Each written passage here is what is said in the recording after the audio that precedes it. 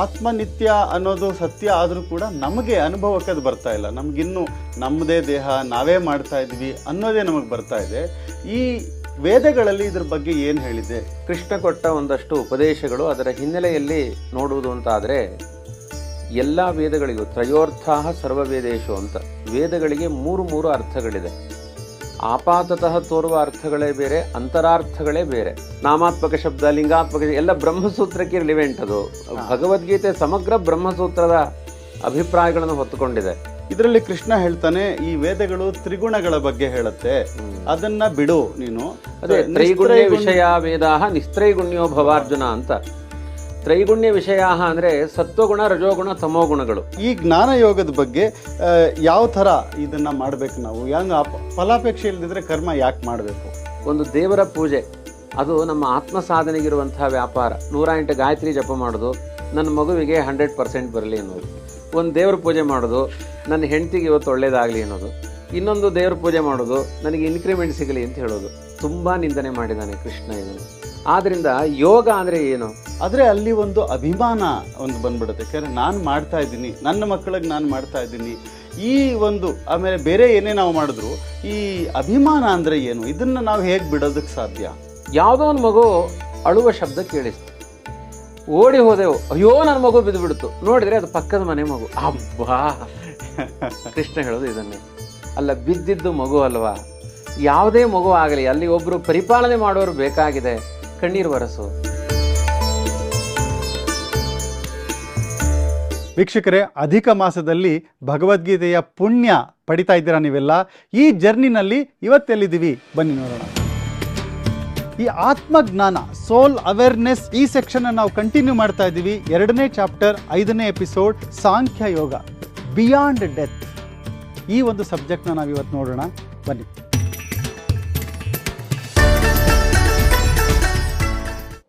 ಹರಿ ಓಂ. ನಾವು ಈ ಪುರುಷೋತ್ತಮ ಮಾಸದಲ್ಲಿ ಅಧಿಕ ಮಾಸದ ಜ್ಞಾನಯಜ್ಞ ಭಗವದ್ಗೀತೆಯ ಒಂದು ಚಿಂತನೆ ನಡೆಸ್ತಾ ಇದ್ದೀವಿ. ಇವತ್ತು 5ನೇ ದಿವಸ. ನಾವು ನಿನ್ನೆ ನೋಡಿದ್ವಿ ಹೇಗೆ ಆತ್ಮತತ್ವವನ್ನು ನಾವು ತಿಳಿಬೇಕು. ನಮ್ಮ ಅಟ್ಯಾಚ್ಮೆಂಟು, ನಾವು ಏನು ಈ ದೇಹ ನಾವೇ ಅಂತ ಅಂದ್ಕೊಳ್ತೀವಿ ಅದು ಅಲ್ಲ ಅನ್ನೋ ವಿಷಯದ ಬಗ್ಗೆ ಕೃಷ್ಣ ಏನು ಹೇಳ್ದ ಅನ್ನೋದನ್ನು ಆಚಾರ್ಯರು ನಮಗೆ ತಿಳಿಸಿದ್ರು. ಇವತ್ತು ನಾವು ಮುಂದುವರೆದು ಸಾಂಖ್ಯ ತತ್ವದ ಬಗ್ಗೆ ಕೃಷ್ಣ ನಮಗೇನು ಹೇಳ್ತಾನೆ ಅದನ್ನು ಆಚಾರ್ಯರ ಹತ್ರ ಕೇಳೋಣ ಬನ್ನಿ. ಆಚಾರ್ಯರೇ, ಸುಸ್ವಾಗತ. ನಮಸ್ತೆ. ನಿನ್ನೆ ಈ ವಿಷಯದ ಬಗ್ಗೆ ತಿಳಿಸಿದ್ರಿ ತಾವು. ಈ ನಿತ್ಯತ್ವ, ಆತ್ಮದ ನಿತ್ಯತ್ವದ ಬಗ್ಗೆ ಹೇಳಿದ್ರಿ, ಶಾಸ್ತ್ರೀಯವಾದ ವಿಷಯಗಳನ್ನು ತಿಳಿಸಿದ್ರಿ. ಹಾಗೆ ಕೃಷ್ಣ ಗೀತೆಯಲ್ಲಿ ಏನು ಹೇಳಿದ್ದಾನೆ ಅದ್ರ ಬಗ್ಗೆನೂ ಕೂಡ ತಿಳಿಸಿದ್ರಿ. ನಮಗೆ ಇವಾಗ ಮುಂದುವರೆದ್ರೆ ಈ ಒಂದು ಆತ್ಮನಿತ್ಯ ಅನ್ನೋದು ಸತ್ಯ ಆದರೂ ಕೂಡ ನಮಗೆ ಅನುಭವಕ್ಕೆ ಅದು ಬರ್ತಾ ಇಲ್ಲ. ನಮಗಿನ್ನೂ ನಮ್ಮದೇ ದೇಹ ನಾವೇ ಮಾಡ್ತಾ ಇದ್ವಿ ಅನ್ನೋದೇ ನಮಗೆ ಬರ್ತಾ ಇದೆ. ಈ ವೇದಗಳಲ್ಲಿ ಇದ್ರ ಬಗ್ಗೆ ಏನು ಹೇಳಿದೆ? ಈಗ ಒಂದು ನಮ್ಮ ಜೀವನದಲ್ಲಿ ಏನೇ ನಾವು ಮಾಡಿದ್ರು ಅದು ಶಾಸ್ತ್ರೋಕ್ತವಾಗಿ ವೇದಗಳಲ್ಲಿ ಏನು ಹೇಳಿದೆ ಅದನ್ನು ಮಾಡಿ ಅಂತ ಕೃಷ್ಣ ಹೇಳ್ತಾನೆ. ನಮಗೇನು ಬೇಕು, ನಮ್ಮ ಒಂದು ಕಾಮನೆಗಳನ್ನು ಪಡೆಯೋದಕ್ಕೆ ಯಜ್ಞಗಳನ್ನು ಮಾಡಬೇಕಾ, ಈ ಎಲ್ಲ ವಿಷಯದಾಗಿ ಕೃಷ್ಣ ಏನು ಹೇಳಿದ್ದಾನೆ ಅಂತ ತಿಳಿಸ್ಕೊಡ್ಬೇಕು ಅಂತ. ಈ ಶಾಸ್ತ್ರ ಪ್ರಪಂಚದಲ್ಲಿ ನಮ್ಮ ಕಲಿಯುಗದಲ್ಲಿ ನಾವಿದ್ದೇವೆ.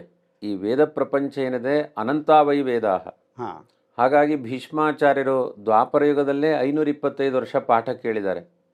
ನಾನು ಪಾಠ ಕೇಳಿದ್ದು ಗುರುಕುಲದಲ್ಲಿ 12 ವರ್ಷ. ಅದರಲ್ಲಿ ಎಷ್ಟು ಅನ್ನೋದನ್ನು ಮತ್ತೆ ವಿಚಾರ ಮಾಡಬೇಕು.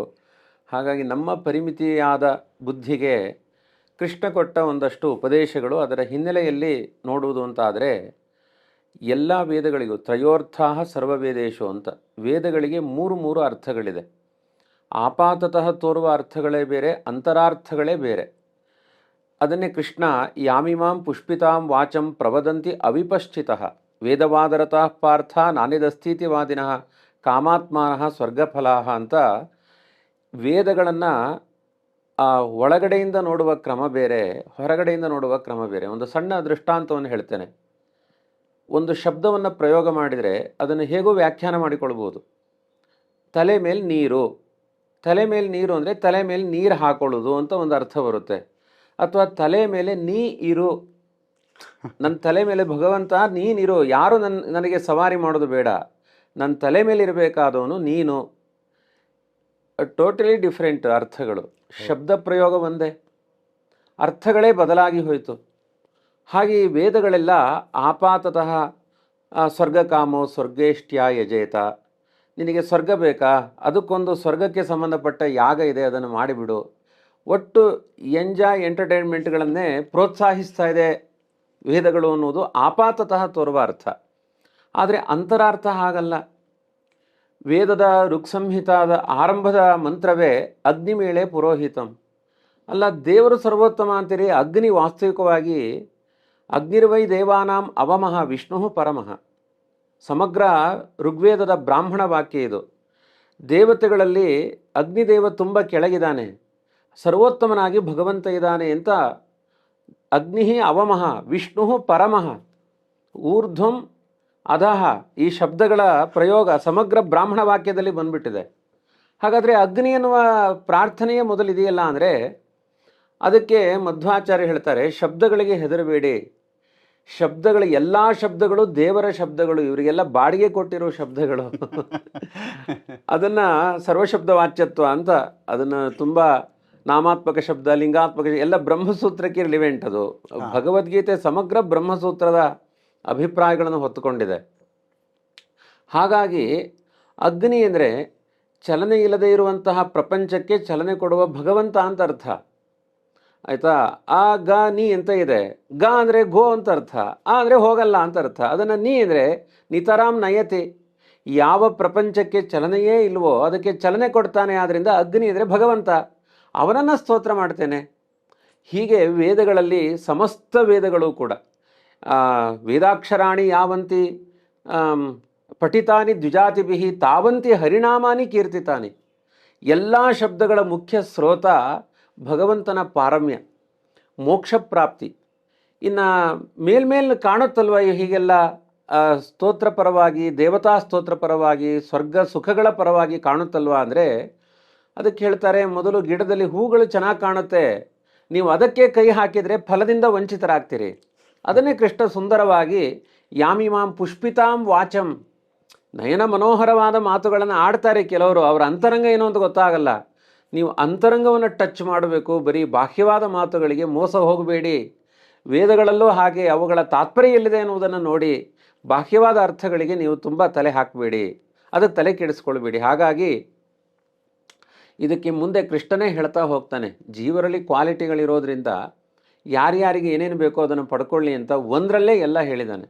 ವೇದಗಳಲ್ಲಿ ಸ್ವರ್ಗ ಸುಖಗಳನ್ನು ಬಯಸೋರು ಅದೇ ವೇದವನ್ನು ಪಡಿತಾರೆ, ಮೋಕ್ಷವನ್ನು ಹೊಂದೋರು ಅದೇ ವೇದವನ್ನು ಆಶ್ರಯಿಸ್ತಾರೆ.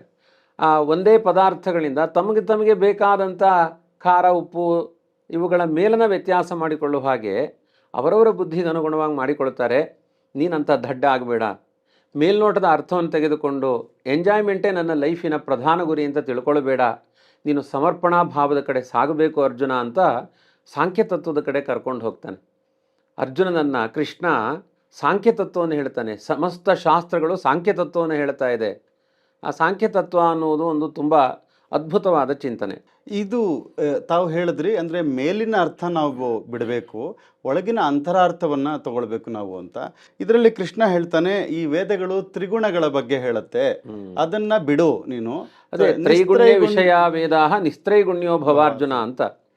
ತ್ರೈಗುಣ್ಯ ವಿಷಯ ಅಂದರೆ ಸತ್ವಗುಣ, ರಜೋಗುಣ, ತಮೋಗುಣಗಳು, ನಮ್ಮ ಮನಸ್ಸಿನಲ್ಲಿ ಹುಟ್ಟುವ 3 ವಿಕಾರಗಳು. ಆ ವಿಕಾರಗಳ ಬಗ್ಗೆ ತುಂಬ ಮಾತನಾಡಿದಂತೆ ಕಾಣುತ್ತೆ. ನೀನು ನಿಸ್ತ್ರೈಗುಣ್ಯೋ ಭವಾರ್ಜುನ, 3 ದಾಟಬೇಕು ನೀನು. ಅಂದರೆ ಈಗ ಸತ್ವಗುಣ, ರಜೋಗುಣ, ತಮೋಗುಣಗಳು ಏನು ಅನ್ನೋದರ ಬಗ್ಗೆ ಸಾಕಷ್ಟು ಮುಂದೆ ವಿವರಣೆಗಳಿದೆ. ಈಗ ಸತ್ವಗುಣ ಅಂತಂದರೆ ಏನು ಗೊತ್ತಾ, ರಜೋಗುಣ ತಮೋಗುಣಗಳನ್ನು ಡೆಮ್ಮಿ ಮಾಡಿ ಪ್ರಧಾನವಾಗಿ ಅದಕ್ಕೆ ಮಹತ್ವವನ್ನು ಕೊಡೋದು ಸತ್ವಗುಣದ ವ್ಯಾಪಾರ. ರಜೋಗುಣ ಅನ್ನೋದೇನು ಮಾಡುತ್ತೆ ಅಂದರೆ ಸತ್ವಗುಣವನ್ನು ಹೊಡೆದು ಹಾಕಿಬಿಡುತ್ತೆ, ತಮೋಗುಣವನ್ನು ಸ್ವಲ್ಪ ಕಡಿಮೆ ಮಾಡುತ್ತೆ, ಹೊರಗಡೆ ಇರುವ ಬಾಹ್ಯ ಪ್ರಪಂಚದ ಆಸಕ್ತಿಯನ್ನು ಜಾಸ್ತಿ ತುಂಬುತ್ತೆ. ತಮೋಗುಣದ ಪ್ರಭಾವ ಏನು ಅಂದರೆ ಸತ್ವಗುಣವನ್ನು ಹೊಡೆದು ಹಾಕುತ್ತೆ, ರಜೋಗುಣವನ್ನು ಹೊಡೆದು ಹಾಕುತ್ತೆ. ಒಂದು ಸಣ್ಣ ದೃಷ್ಟಾಂತ ಇಲ್ಲೇ ಹೇಳಿಬಿಡ್ತೀನಿ, ಮುಂದೆ ಅದರ ಬಗ್ಗೆ ವಿವರಣೆ ಇದೆ. ಕುಂಭಕರ್ಣ, ರಾವಣ, ವಿಭೀಷಣ. ವಿಭೀಷಣ ಸತ್ವಗುಣ ಪ್ರತೀಕ, ಅವನು ಶಾಶ್ವತವಾದ ಸ್ಥಾನ ಪಡಿತಾನೆ ರಾಮನಿಂದ. ರಾವಣ ನಿದ್ರೆ ಬುರುಕ ಅಲ್ಲ, ಅವನು ಸ್ತ್ರೀ ಲಂಪಟ, ಅವನು ಬಾಹ್ಯ ಜಗತ್ತಿನ ಸುಖಗಳ ಸರದಾರ. ಅವನು ರಾವಣ, ಅವನಿಗೆಲ್ಲ ಬೇಕು, ಕಂಡಿದ್ದೆಲ್ಲ ಬೇಕು ಅವನಿಗೆ. ಅಲ್ಲಿ ಸತ್ವಗುಣವೂ ಇಲ್ಲ, ತಮೋಗುಣದ ನಿದ್ರೆಯೂ ಇಲ್ಲ. ಈ ಕುಂಭಕರ್ಣನ ನೋಡಿ, ಅವನಿಗೆ ಎದ್ದಾಗ ತಿನ್ಲಿಕ್ಕೆ ಬೇಕಷ್ಟೇ, ಆಮೇಲೆ ಅವನಿಗೆ ಸತ್ವಗುಣದ ವ್ಯಾಪಾರವೂ ಇಲ್ಲ. ಕುಂಭಕರ್ಣನ ಹಿಸ್ಟ್ರಿಯಲ್ಲಿ ತುಂಬ ಜನ ಹೆಣ್ಮಕ್ಳನ್ನ ಅಪಹಾರ ಮಾಡಿದ ಅನ್ನುವ ಕೇಸು ಇಲ್ಲ ಅವನಿಗೆ. ಅಂದರೆ ಈ ಜಗತ್ತಿನ ಬಗ್ಗೆಯೂ ಎಚ್ಚರ ಇಲ್ಲ, ಸತ್ವಗುಣದ ಉದ್ರೇಕವೂ ಇಲ್ಲ, ಕೇವಲ ತಮೋಗುಣ ನಿದ್ರೆ ಅಂದರೆ ತಮೋಗುಣ. ಅದು ಸತ್ವಗುಣವನ್ನು ಹೊಡೆಯುತ್ತೆ, ರಜೋಗುಣವನ್ನು ಹೊಡೆಯುತ್ತೆ. ಹಾಗಾಗಿ ಈ 3 ಗುಣಗಳ ಬಗ್ಗೆ ನೀನು ಗಮನವನ್ನು ಹರಿಸಿ ಮೂರನ್ನೂ ದಾಟಬೇಕು. ಸತ್ವಗುಣವನ್ನು ದಾಟಬೇಕು. ನಿಸ್ತ್ರೈ ಗುಣ ಅಂದರೆ ಪ್ರಾಕೃತಿಕವಾದ ಗುಣಗಳಿವೆಲ್ಲ, ಪ್ರಾಕೃತ ಗುಣಗಳು. ಈ ಪ್ರಾಕೃತ ಗುಣಗಳನ್ನು ದಾಟಿ ಅಪ್ರಾಕೃತ ಗುಣಗಳ ಕಡೆ ನೀನು ಸಾಗಬೇಕು. ಅದಕ್ಕೆ ನಿಸ್ತ್ರೈಗುಣ್ಯ. ನಿಸ್ತ್ರೈಗುಣ್ಯ ಅಂದರೆ ಇಲ್ಲೂ ಒಂದು ಕಾಂಟ್ರವರ್ಸಿ ಇದೆ, ಶಬ್ದಗಳು ನಮ್ಮನ್ನು ಕೊಲ್ಲುತ್ತೆ. ನಿಸ್ತ್ರೈಗುಣ್ಯ ಅಂದರೆ ನೀನು ನಿರ್ಗುಣನಾಗು ಅಂತ. ಸಾಕ್ಷಿ ಚೇತ ಕೇವಲ ನಿರ್ಗುಣಶ್ಚ ಅಂತ. ನಿರ್ಗುಣನಾಗು ಅಂದರೆ ಗುಣರಹಿತನಾಗು ಅಂತ ಅರ್ಥ ಅಲ್ಲ, ಪ್ರಕೃತಿಯ ಗುಣರಹಿತನಾಗು ಅಂತ. ಅದಕ್ಕೊಂದು ಸುಂದರ ದೃಷ್ಟಾಂತವನ್ನು ವಾದಿರಾಜರು ಯುಕ್ತಿಮಲ್ಲಿಕೆಯಲ್ಲಿ ಹೇಳ್ತಾರೆ. ಅನುದರಾ ಕನ್ಯಾ ಅಂದರೆ, ಅನುದರಾ ಕನ್ಯಾ ಅಂತ ಒಂದು ಸೆಂಟೆನ್ಸ್, ಹೊಟ್ಟೆ ಇಲ್ಲದ ಹುಡುಗಿ ಅಂತ ಅನುವಾದ ಮಾಡಬೇಕಾಗುತ್ತೆ. ಅಲ್ಲ, ಹೊಟ್ಟೆಯೇ ಇಲ್ಲ ಅಂದರೆ ಮಧ್ಯೆ ಕಟ್ಟಾಗ್ಬಿಟ್ಟಿದೆ ಅಂತ ಅರ್ಥನಾ? ಅಂದರೆ ಯಾವುದು ಬೊಜ್ಜಿನ ಹೊಟ್ಟೆ ಇದೆ ಅದಿಲ್ಲ, ಸ್ಲಿಮ್ ಆಗಿದ್ದಾಳೆ ಹುಡುಗಿ ಅಂತ ಇಷ್ಟೇ ಅರ್ಥ ಹೊರತು ಹೊಟ್ಟೆಯೇ ಇಲ್ಲ ಅಂತ ಅರ್ಥ ಅಲ್ಲ. ಬೇಡವಾದ ಉದರ ಇಲ್ಲ, ಯಾವುದು ಬೇಕೋ ಅದಿದೆ ಅಂತ ಅರ್ಥ. ಹಾಗೆ ನಿಸ್ತ್ರೈಗುಣ್ಯ ಅಂದರೆ ಬೇಡವಾದ ಗುಣಗಳನ್ನು ಬಿಟ್ಟುಬಿಡು, ಬೇಕಾಗುವ ಗುಣವನ್ನು ಪಡೆದುಕೋ ಅಂತ. ನಿರ್ಗುಣ ಶಬ್ದಕ್ಕೂ ಹಾಗೆ ಅರ್ಥ, ಪ್ರಾಕೃತ ಗುಣರಹಿತ. ನೀನು ಸ್ವರೂಪದಲ್ಲೇ ಆಗಿದೆ, ಚಿನ್ಮಯ ಜೀವ. ಅಂಥ ಭಾವನ ನೀನು ಹೊಂದು ಅನ್ನೋದರ ಬಗ್ಗೆ ಹೆಚ್ಚು ಅಂದರೆ ವೇದಾಂತ ಕರ್ಕೊಂಡು ಹೋಗ್ತಾ ಇದ್ದಾನೆ. ಬಾಹ್ಯ ಜಗತ್ತಿನ ಬಗ್ಗೆಯೇ ರಾಜ್ಯ, ಸುಖ, ದುಃಖ ಇದು ಯಾವುದೂ ಕೃಷ್ಣನ ಕಾನ್ಸೆಪ್ಟೇ ಅಲ್ಲ. ಇದನ್ನೆಲ್ಲ ಚೋಡ್ದೋ ಅಂತಾರಲ್ಲ, ಇದೆಲ್ಲ ಬಿಟ್ಟುಬಿಡು ನೀನು, ಇದು ಯಾವುದು ಬೇಡ ನಿನಗೆ. ಇದನ್ನು ಬಿಟ್ಟೊಂದು ವೇದಾಂತ ಇದೆ. ಮಾಡುವ ಪ್ರತಿಯೊಂದು ಕರ್ಮಗಳು ಭಗವಂತನ ಪೂಜಾ, ನಿನ್ನ ಬದುಕಿನ ಸಾಧನೆ, ಜೀವನ ಯಜ್ಞ, ಅದರ ಬಗ್ಗೆ ಗಮನ ಕೊಡ್ತಾ ಹೋಗ್ತಾನೆ ಕೃಷ್ಣ. ಬಹಳ ಅದ್ಭುತವಾಗಿದೆ. ಇದು ಅರ್ಜುನ ನೆಪ ಮಾತ್ರ. ಪ್ರತಿಯೊಬ್ಬ ಜೀವರಿಗೂ ಜೊತೆಗೆ ಕುಳಿತು ತಂದೆಯಂತೆ ತಾಯಿಯಂತೆ ಸಾರ್ವಕಾಲಿಕವಾದ ಸುಖದ ಒಂದು ಮಾರ್ಗದರ್ಶನ ಮಾಡುವಂತಹ ಅದ್ಭುತವಾದ ಒಂದು ಗ್ರಂಥ ಭಗವದ್ಗೀತೆ. ತುಂಬ ಮುಂದೆ ಅದರ ವಿವರಣೆ ಚೆನ್ನಾಗಿದೆ. ಆಚಾರ್ಯ, ತಾವು ಹೇಳಿದ್ರಿ ಈ ಒಂದು ಮೊದಲ ಅರ್ಧ ಭಾಗದಲ್ಲಿ 2ನೇ ಅಧ್ಯಾಯದಲ್ಲಿ ಕೃಷ್ಣ ನಮ್ಮ ಆತ್ಮದ ಬಗ್ಗೆ ಎಲ್ಲನೂ ಹೇಳ್ದ. ಅಂದರೆ ಬರೀ ಅಷ್ಟೇ ತಿಳ್ಕೊಂಡ್ರೆ ಸಾಕಾಗಲ್ಲ, ಯಾಕೆಂದರೆ ನಾನು ಬರೀ ಆತ್ಮ ಅನ್ನೋದು ತಿಳ್ಕೊಂಡ್ರೆ ಸಾಕಾಗಲ್ಲ, ಈ ವೇದಗಳ ಜ್ಞಾನ ಕೂಡ ನಮಗೆ ಬೇಕು. ಇಲ್ಲದೇ ಇದ್ದರೆ ಈಗ ಹೇಗೆ ಅರ್ಜುನನಿಗೆ ಆ ಶೋಕ ಮೋಹಗಳು ಬಂತು, ಅಂದರೆ ಅಟ್ಯಾಚ್ಮೆಂಟ್ ಬಂದು ನನಗೆ ಇದು ತ್ರಿಗುಣಗಳ ಬಗ್ಗೆ ಅದರ ಒಂದು ಲೇಪ ನಮಗಿದೆ, ಪ್ರಾಕೃತವಾದ ವಿಷಯಗಳ ಬಗ್ಗೆ ಅಟ್ರಾಕ್ಟ್ ಆಗುವಂತಹ ಒಂದು ನಮಗೆ ಕ್ವಾಲಿಟಿ ಇದೆ. ನಾವು ಅದಕ್ಕೆ ಅಟ್ರಾಕ್ಟ್ ಆಗಿಬಿಡ್ತೀವಿ. ಇಲ್ಲ ನಾನು ಬರೀ ಜೀವ ಜೀವ ಅಂತ ಅಂದ್ಕೊಂಡ್ರು ಕೂಡ, ನಂದಿ ದೇಹ ಅಲ್ಲ ಅಂದ್ಕೊಂಡ್ರು, ಯಾವುದೋ ಒಂದು ಒಳ್ಳೆ ತಿಂಡಿ ನೋಡಿದ್ರೆ ಆಸೆ ಬಂದ್ಬಿಡುತ್ತೆ, ಏನೋ ಒಂದು ಒಳ್ಳೆ ಚಿತ್ರ ನಾನು ನೋಡಬೇಕು, ಯಾರೋ ಹೇಳ್ತಾರೆ ತುಂಬ ಚೆನ್ನಾಗಿ, ಅದು ಬಂದುಬಿಡುತ್ತೆ ನಮಗೆ. ಇದರಿಂದ ನಮಗೆ ಶೋಕ ಮೋಹ ಬರುತ್ತಾ? ಈ ಅರ್ಜುನನಿಗೆ ಬಂದಂತಹ ಶೋಕ ಏನಿದೆ, ಆ ಮೋಹ ಏನಿದೆ, ಅದು ನಮ್ಮ ಸಮಸ್ಯೆ ಕೂಡನಾ ಅಂತ? ಅರ್ಜುನ ಒಂದು ರೀತಿಯಲ್ಲಿ ತುಂಬ ದೊಡ್ಡ ಜಾತಾಪರೋಕ್ಷಿ ಅಂತ, ತುಂಬ ದೊಡ್ಡ ಜ್ಞಾನಿ. ಅವನಿಗೆ ಅನ್ವಯ ಆಗೋಕ್ಕಿಂತ ಹೆಚ್ಚು ನಮಗೇ ಇವುಗಳೆಲ್ಲ ಅನ್ವಯ ಆಗುತ್ತೆ.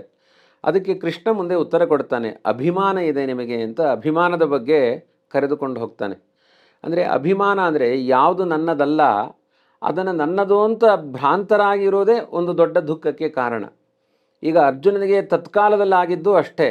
ಯಾರು ಅವನಿಗೆ ಸಂಬಂಧಪಟ್ಟದ್ದು ಧರ್ಮ, ಅವನಿಗೆ ಸಂಬಂಧಪಟ್ಟ ವೇದಾಂತ, ಅದನ್ನು ಉಲ್ಲಂಘನೆ ಮಾಡಿ ಅವನ ಮನಸ್ಸು ಆಸಕ್ತವಾಗಿದ್ದೆಲ್ಲಿ ಅಂದರೆ ಬಂಧು ಬಾಂಧವರ ಮೋಹದಲ್ಲಿ. ಆ ಮೋಹವನ್ನು ತ್ಯಜಿಸು, ಇದು ಸಾರ್ವಕಾಲಿಕ ಅಲ್ಲ, ಇದು ತಾತ್ಕಾಲಿಕ.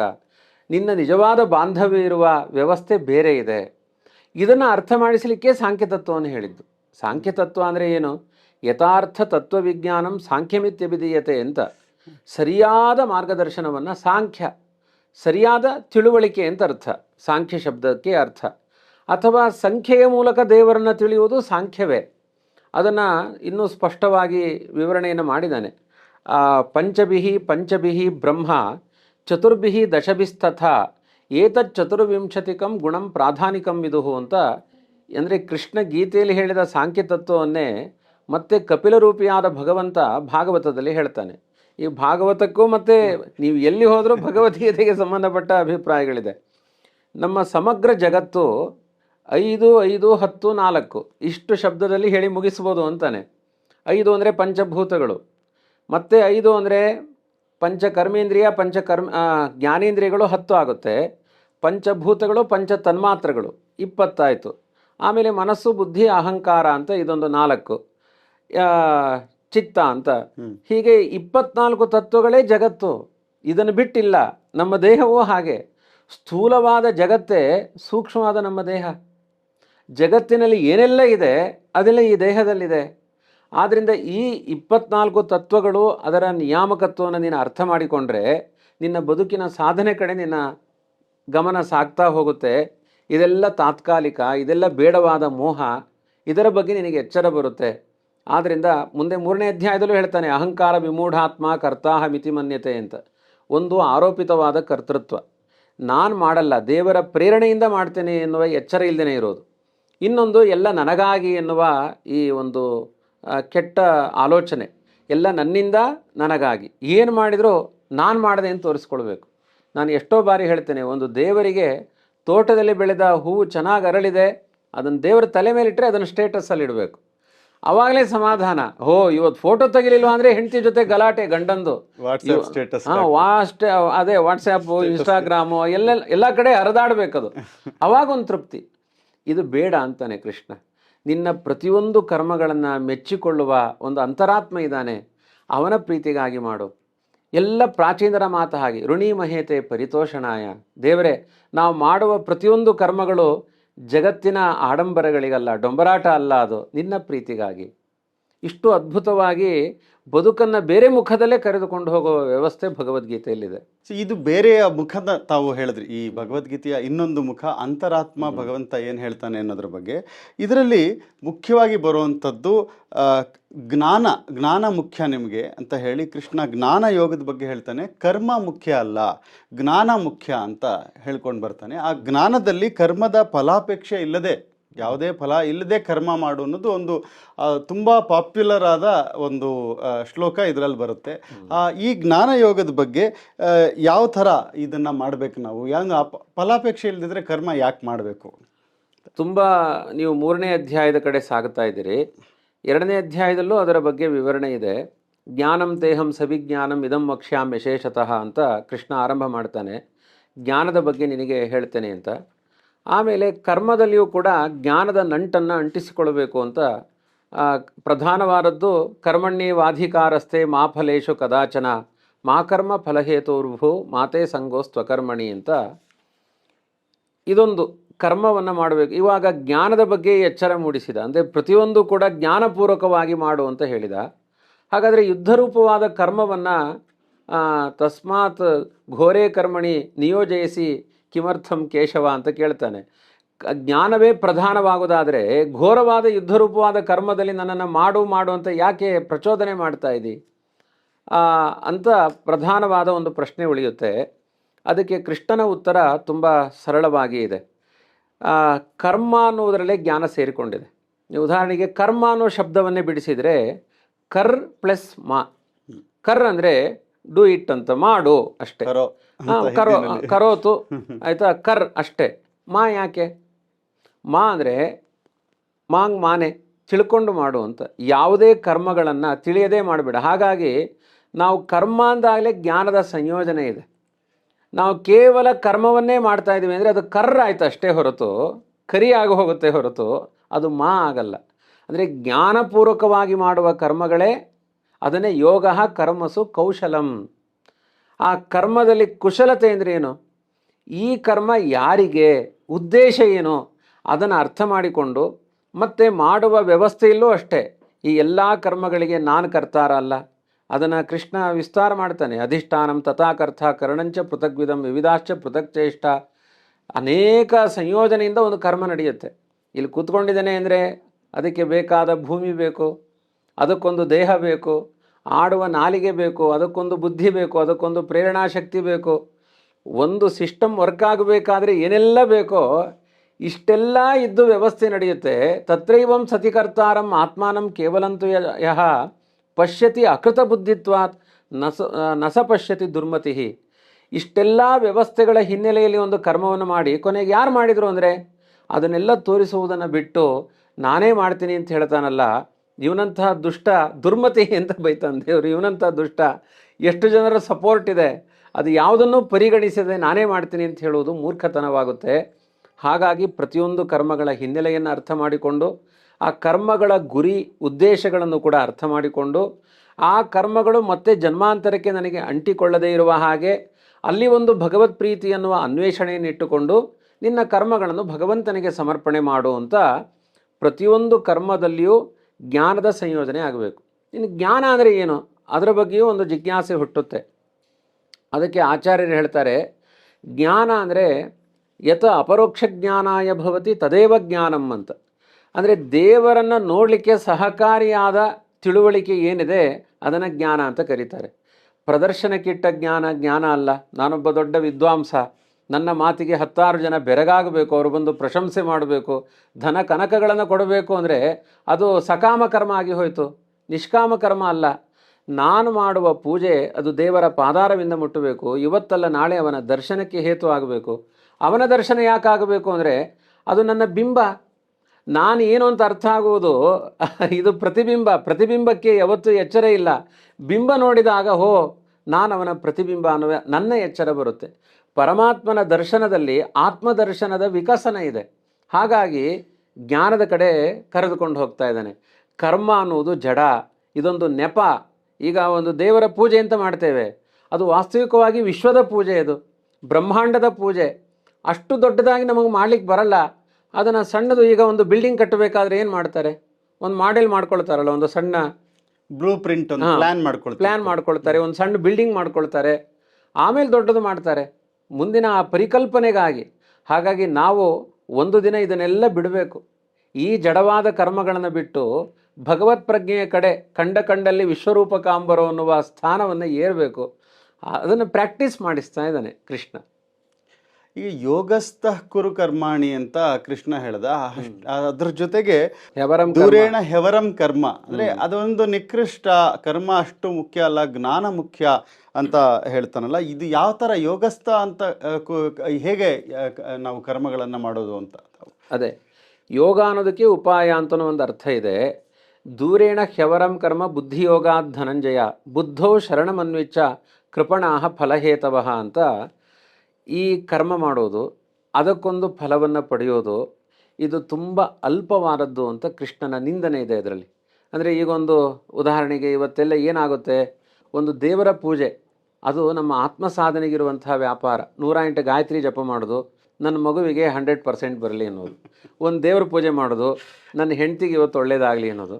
ಇನ್ನೊಂದು ದೇವ್ರ ಪೂಜೆ ಮಾಡೋದು, ನನಗೆ ಇನ್ಕ್ರಿಮೆಂಟ್ ಸಿಗಲಿ ಅಂತ ಹೇಳೋದು. ತುಂಬಾ ಅಲ್ಪತೆಯ ಜೀವನ. ಸೇವೆ ಬರ್ಸ್ಬಿಡೋದು, ನನಗೆ ಈಗ ಎಕ್ಸಾಮ್ ಇದೆ ಅಂದ್ರೆ ಒಂದು ಪಂಚಾಮೃತ ಬರ್ಸ್ಬಿಡೋದು, 10 ರೂಪಾಯಿ. ಅದೇ ಅದು ಒಂದು ಭಾಷೆ ಇದೆ, ಸತ್ಯಾಣ ಪೂಜಾವಾಗಿ ಪ್ರಸಾದ ತೆಗಿ ಅಂತ. ಪೂಜಾವಾಗಿ ಒಂದಷ್ಟು ಏನೋ ಒಂದು ಚೀಟಿ ಬರ್ಸ್ಬಿಡು, ಪ್ರಸಾದ ಕೊಟ್ಬಿಡ್ತಾನೆ ಅಂತ. ಅದು ದುಡ್ಡು ಕಟ್ಟಿದಾಗ ಅದು ಅಮೆಜಾನಲ್ಲಿ ಬಂದ್ಬಿಡುತ್ತಲ್ಲ ಪದಾರ್ಥಗಳು, ಆ ಥರ ದೇವ್ರ ಪ್ರಸಾದ ಕೊಟ್ಬಿಡ್ತಾನೆ ಅಂತ ತುಂಬ ನಿಂದನೆ ಮಾಡಿದ್ದಾನೆ ಕೃಷ್ಣ ಇದನ್ನು. ಆದ್ದರಿಂದ ಯೋಗ ಅಂದರೆ ಏನು? ಇದು ಈ ಕರ್ಮಗಳ ಕರ್ತಾರ ಭಗವಂತ, ಇದನ್ನು ಮಾಡಿಸಿದವನು ಅವನು. ಇದರ ಫಲದ ಉದ್ದೇಶ ಅದು ಇದೆ, ಫಲ ಇದೆ. ಆ ಫಲದ ಆಸೆಯಿಂದ ನಾನು ಮಾಡಿದ್ದಲ್ಲ, ನಾನು ಮಾಡಿದ್ದು ಯಾಕೆ? ಅವನ ಪ್ರೀತಿಗಾಗಿ ಮಾಡಿದ್ದು.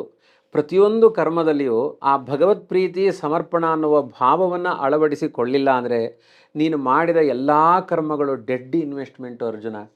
ಈಗ ಇವತ್ತು ಭೀಷ್ಮ ದ್ರೋಣಾದಿಗಳನ್ನು ಹೊಡಿ ಅಥವಾ ದುರ್ಯೋಧನಾದಿಗಳನ್ನು ಹೊಡೆಯುವುದೆಲ್ಲ ನಿನ್ನ ಕಾಮಕ್ರೋಧಗಳ ವಿಕಾರದಿಂದ ಹೊಡಿಬೇಡ. ಇದೆಲ್ಲ ದೇವರ ಪೂಜೆ ಆಗುವ ಯೋಗ ಇದೆ, ಅದನ್ನು ಮಾಡು ಅಂತ ಹೇಳಿಕೊಡ್ತಾ ಇದ್ದಾನೆ. ಇದು ಅವನಿಗೆ ಮಾತ್ರ ಅಲ್ಲ, ಪ್ರತಿಯೊಂದು. ಈಗ ಒಂದು ಹೆಣ್ಮಕ್ಕಳು ಮನೆಯಲ್ಲಿ ಬೆಳಿಗ್ಗೆಯಿಂದ ರಾತ್ರಿ ತನಕ ದುಡಿತಾರೆ. ಎಷ್ಟು ಸಂಬಳಕ್ಕೋಸ್ಕರ ದುಡಿತಾರೆ? ಅಲ್ಲಿ ಏನಿದೆ ಹೇಳಿ? ತನ್ನ ಗಂಡ, ತನ್ನ ಮಕ್ಕಳು, ತನ್ನ ಮನೆ, ತನ್ನ ಸಂಸಾರ, ಆ ಚೌಕಟ್ಟಿನಲ್ಲಿ ಎಷ್ಟು ಕೆಲಸಗಳನ್ನು ಮಾಡ್ತಾರೆ. ಅಥವಾ ದುಡ್ಡು ಕೊಟ್ಟು ಮಾಡಿಸಿದ್ರು ಅಷ್ಟು ನೀಟಾಗಿ ಯಾರು ಮಾಡಲ್ಲ, ಮಾಡ್ತಾರೆ. ಏನಾದ್ರು ಸಂಬಳದ ಅಪೇಕ್ಷೆ ಇದೆಯಾ?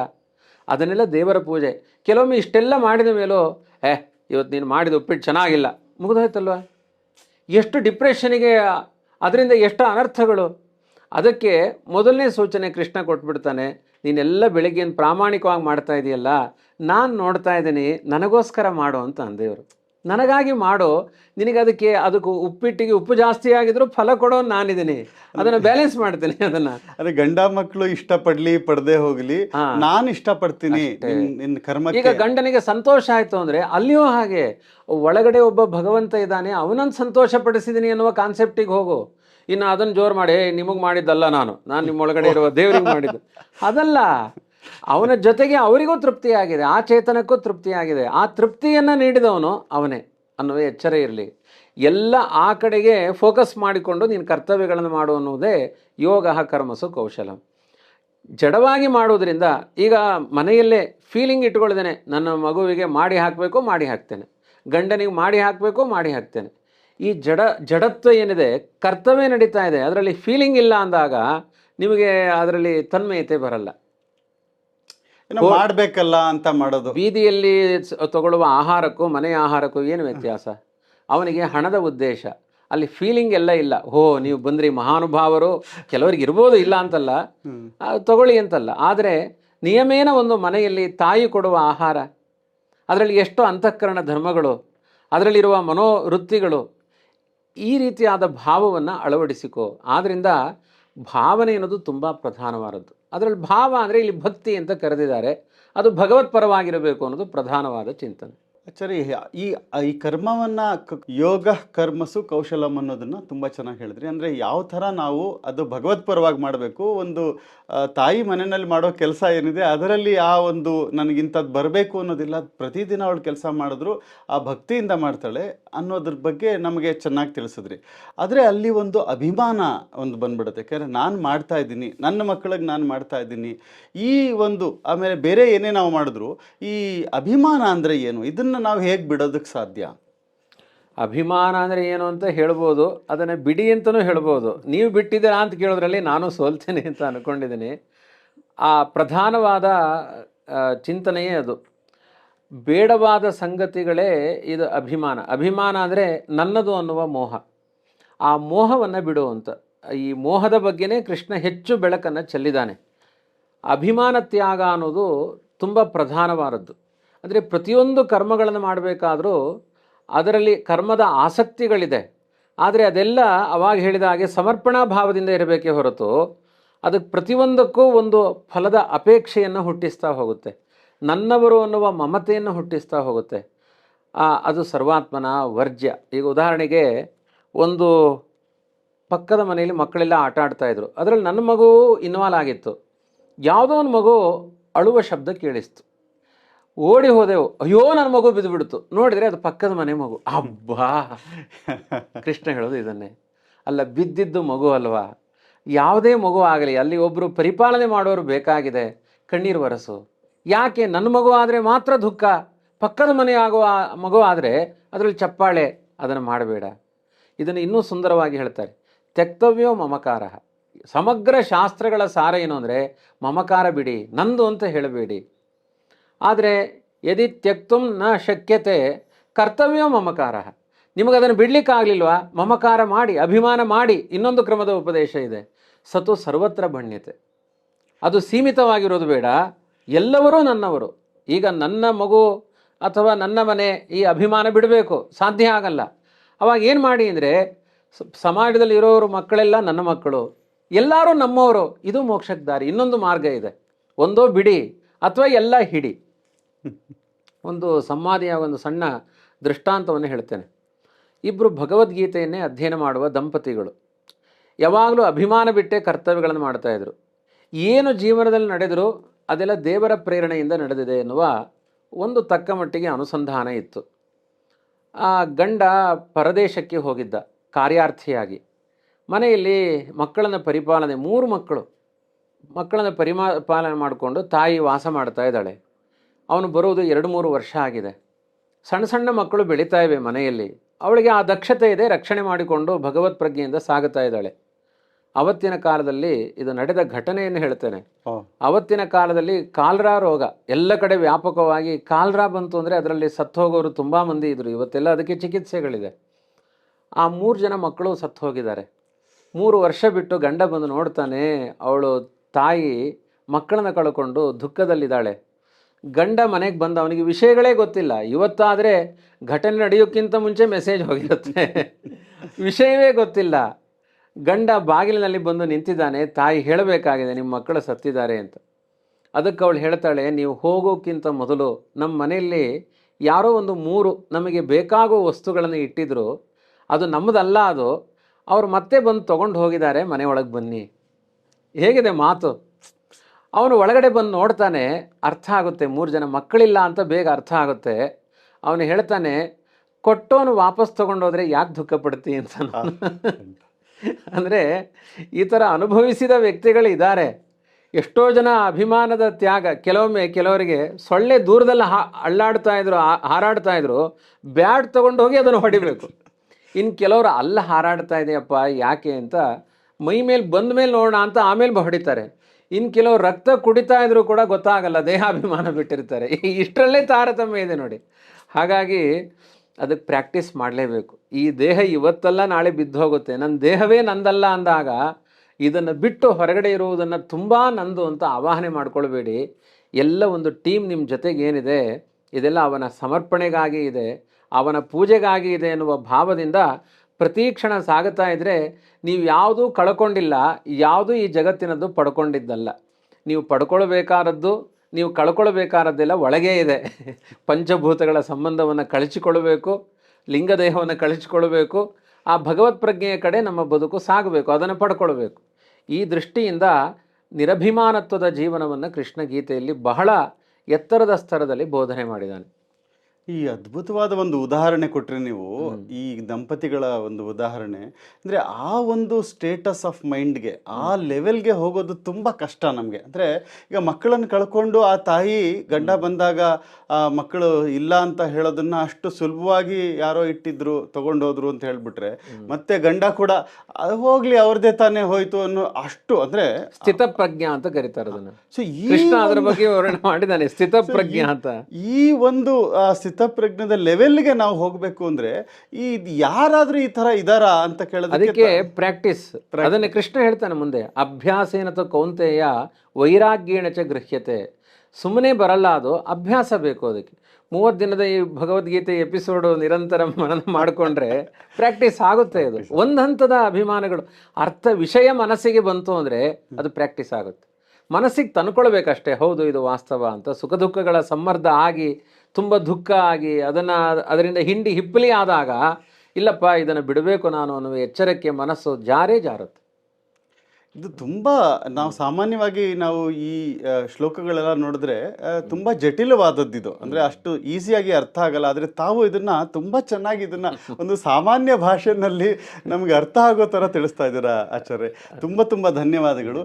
ಈ ಒಂದು ಸ್ಥಿತಪ್ರಜ್ಞದ ಅಂದರೆ ಯಾರು, ಈಗ ಇವತ್ತೆಲ್ಲ ನಮಗೆ ಫೇಕ್ ಗುರುಗಳು ಜಾಸ್ತಿ. ಈ ರಿಯಲ್ ಯಾರು, ಯಾಕೆಂದರೆ ಹೊರಗಡೆ ದೊಡ್ಡದಾಗಿ ಶ್ಲೋಕಗಳು ಮಾತಾಡ್ತಾ ಘಂಟಾಘೋಷವಾಗಿ ಮಾತಾಡೋರು ಅವರು ನಿಜವಾದ ಜ್ಞಾನಿನ ಅಲ್ವಾ? ಯಾರು ಗುರುಗಳು, ಯಾರು ಹಿಂದೆ ಹೋಗಬೇಕು, ನಿಜವಾದ ಗುರುವಿನ ಲಕ್ಷಣ ಏನು, ಇದೆಲ್ಲ ಏನು ಕೃಷ್ಣ ಹೇಳಿದ್ದಾನೆ ಅದ್ರ ಬಗ್ಗೆ ನಾಳೆ ಮತ್ತೆ ಇದೇ ಪ್ರಶ್ನೆ ನಾನು ಕಂಟಿನ್ಯೂ ಮಾಡ್ತೀನಿ ಅಂತ ಹೇಳ್ತಾ ತುಂಬ ತುಂಬ ಧನ್ಯವಾದಗಳು.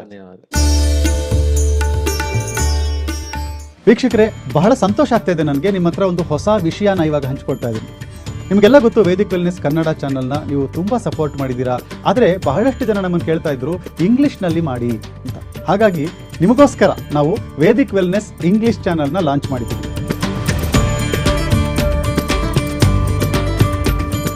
ಈ ಒಂದು ಅಧಿಕ ಮಾಸದಲ್ಲಿ ಈ ಭಗವದ್ಗೀತೆಯ ಸೀರೀಸ್ ಇಂಗ್ಲಿಷ್ನಲ್ಲಿ ಬರ್ತಾ ಇದೆ. ಮತ್ತೆ ಈ ಒಂದು ಇಂಗ್ಲಿಷ್ ಸೀರೀಸ್ನ ನಡೆಸ್ಕೊಡ್ತಾ ಇರುವಂತಹ ಸ್ಕಾಲರ್ ಯಾರು ಗೊತ್ತಾ? ಡಾಕ್ಟರ್ ಪ್ರತೋಷ್ ಆಚಾರ್ಯರು. ಇವರು ಕೇವಲ ಪಂಡಿತರಷ್ಟೇ ಅಲ್ಲ, AI ಸೈಂಟಿಸ್ಟ್ ಕೂಡ. ಇಂಡಿಯನ್ ಇನ್ಸ್ಟಿಟ್ಯೂಟ್ ಆಫ್ ಸೈನ್ಸ್ ಅಲ್ಲಿ ಕರೆಂಟ್ಲಿ ರಿಸರ್ಚ್ ವಿಭಾಗದಲ್ಲಿ ಕೆಲಸ ಮಾಡ್ತಿದ್ದಾರೆ. ಮತ್ತೆ ಉದ್ಧಾಮ ಪಂಡಿತರು ಕೂಡ. So don't miss this English series of Bhagavad Gita that we have just started. Especially for those who cannot follow Kannada to the last word, there is an opportunity now, and you can understand Bhagavad Gita in English from an eminent scholar and a scientist. The video link is there in the description. Don't miss. Share this with all those who are looking for a valuable content on Bhagavad Gita in English which can touch their hearts.